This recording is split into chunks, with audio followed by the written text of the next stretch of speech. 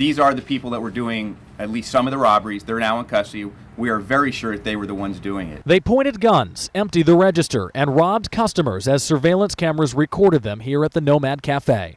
Now, police say they've pulled the hoods off these crooks and put them in jail. They've arrested two 30-year-old men, Leon Luster and Rashawn Lamont, and a 20-year-old woman, Shantae Bostic. Police say it's the result of an intensive investigation. I just want to assure the community that this was not just a luck happenstance that they committed a robbery and we happen to be there. Police say the takeover robberies at a T-bar on Lakeshore and a taqueria on International were done by two accomplices, David Rodriguez and Dujon Daniels, who were arrested back in August.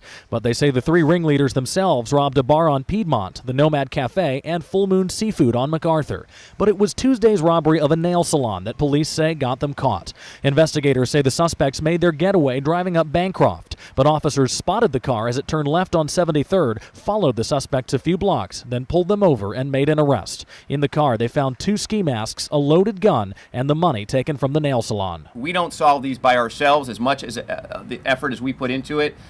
This case really broke open for us as a result of help from the community. Police still haven't linked the suspects to all of the takeover robberies, so they can't say for sure that it's over. I can never say it's going to put an end to it, but I'm confident that it's going to slow it down.